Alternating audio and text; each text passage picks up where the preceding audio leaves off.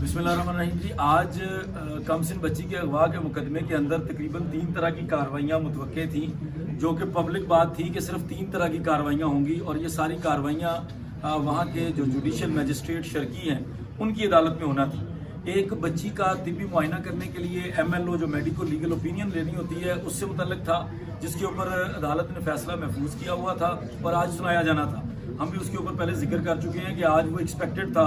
Secondly, मुलजमान जो इस कमसिन बच्ची को अगवा करके जिनके ऊपर ये इल्ज़ाम है कि वो कराची से लाहौर लाए हैं, उनकी ज़मानतें थी कबल गिरफ्तारी 2 भाइयों की, ज़हीर और शबीर की। उनके ऊपर बहस जो है वो मुतवक्के थी। उसके अलावा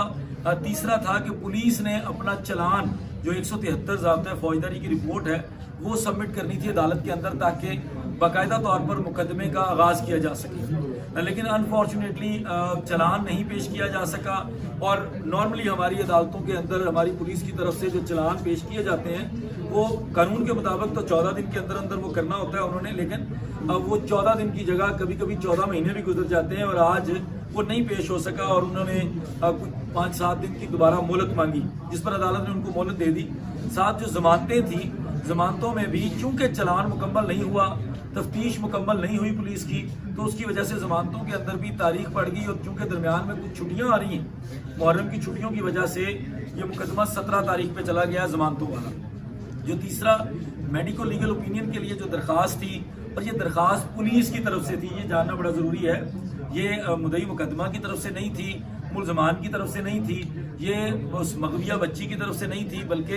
पुलिस जो कि तफ्तीश कर रही है इस मुकदमे की, जो सिंध पुलिस है, ये उसकी तरफ से दरख्वास्त थी कि वो करवाना चाहते हैं। वो समझते हैं कि चूँकि तकरीबन 3 महीने के बाद बच्ची बाजियाब हुई है, बाकायदा तौर पर सरकार की तहवील में आई है, तो अब बच्ची का एक तिब्बी मुआयना कर लिया जाए ताकि जो मुकदमे के अंदर हमने चलान पेश करना है उसके लिए हमें दफात के अंदर आसानी हो। लेकिन अदालत ने उसको मुस्तरद कर दिया और अभी तक उसका प्रॉपर तहरीरी तफसीली फैसला नहीं आया।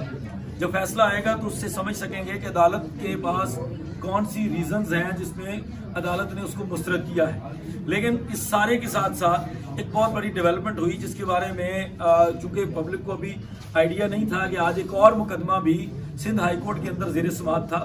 सैयद मेहदी अली काज़मी बनाम ज़हीर अहमद वगैरह के टाइटल से एक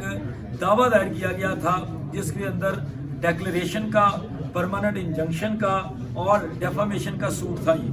जिसके अंदर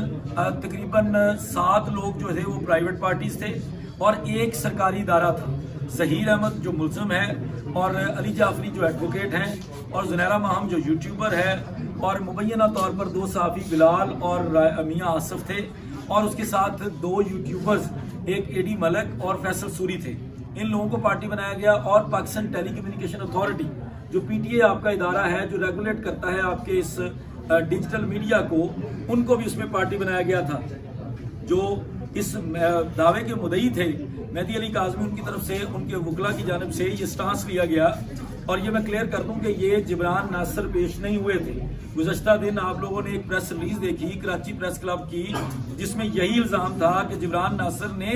एक ऐसी दरख्वास्त दायर की हाई कोर्ट में, लेकिन आज जब मंजर आम पर आया वो ऑर्डर तो पता चला कि उसमें जिब्रान नासिर की हाजिरी नहीं है बल्कि कोई और थे। तो वो प्रेस रिलीज जो खुद साख्ता प्रेस रिलीज मैं कहूँगा वो भी हकायक पर मबनी नहीं थी।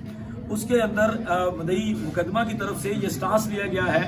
कि चूंकि मैंने एक मुकदमा दर्ज करवाया है, मेरी बच्ची अगवा हुई थी और उस मुकदमे के अंदर ये सारे जो सीरीज ऑफ इवेंट्स चले हैं वो उन्होंने एक्सप्लेन किए और साथ उन्होंने बताया कि मैंने सिंध हाई कोर्ट से एक दरख्वास्त के जरिए बच्ची को बाजियाब करवाने के लिए दरख्वास्त दी थी, जिसका फैसला 21 जुलाई को आया था और ये दरख्वास्त मैंने मेडिकल के बाद दी थी। अब हो ये रहा है कि आपकी दरख्वास्त, आपके फैसले के ऊपर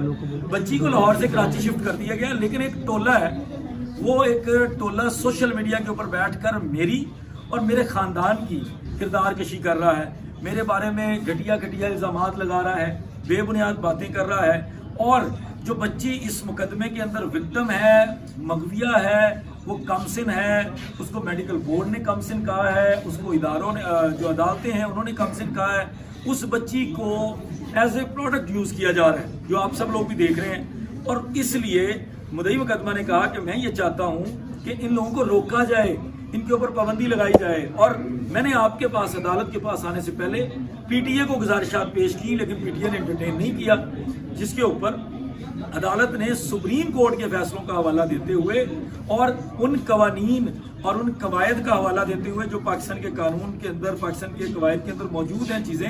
جس میں کم سن بچی کی آئیڈینٹی، کم سن بچی کے بارے میں بات کرنے اور اس طرح کے مقدمے کے مدعی کے بارے میں بات کرنے کے لیے اور میڈیا ٹرائل کے لیے خاص کر ایک ججمنٹ سپریم کورٹ کی کا حوالہ دیتے ہوئے عدالت نے بڑا زبردست فیصلہ سنایا ہے۔ عدالت نے تمام لوگوں کو طلب کر لیا جی، پی ٹی اے سمیت تمام لوگ جو لاہور کے یوٹیوبرز ہیں ان کو ڈسٹرکٹ اینڈ سیشن جج لاہور کے ذریعے تعمیل کروائی جائے گی نوٹسز کی، اور جو لوگ اسلام آباد سے ہیں جیسے پی ٹی اے ہیں ان کو اسلام آباد کے سیشن جج کے ذریعے بلایا ہے۔ اور جو بڑا فیصلہ سنایا ہے عدالت نے 26 اگست تک سب کو روک دیا ہے کہ نہ تو وہ اپنی ویڈیوز کے اندر، نہ اپنی آڈیوز کے اندر، نہ کسی بھی اور طریقے سے یہ جو تمام لوگ جن کے نام دیے گئے ہیں مدعی مقدمہ اور ان کے اہل خانہ، ان کے بارے میں کوئی تضحیک آمیز گفتگو نہیں کر سکیں گے۔ ساتھ ہی ساتھ عدالت نے ان تمام لوگوں کو 26 اگست کو طلب کیا ہے اپنے سامنے سندھ ہائی کورٹ میں۔ اور جو سب سے امپورٹنٹ چیز ہے، جو آپ کا ادارہ پاکستان ٹیلی کمیونیکیشن اتھارٹی ہے، اس کو یہ حکم جاری کیا ہے کہ فوری طور پر ان کے خلاف ایز پر لا کارروائیاں سٹارٹ کرو اور مجھے 15 دن کے اندر اندر اس سندھ ہائی کورٹ کے اندر اپنی رپورٹ جمع کرواؤ کہ تم نے ان لوگوں کے خلاف کیا کارروائی کی ہے۔ تو یہ آج سندھ ہائی کورٹ کا بڑا زبردست فیصلہ آیا ہے اس کم سن بچی کے اغوا کے مقدمے کے حوالے سے۔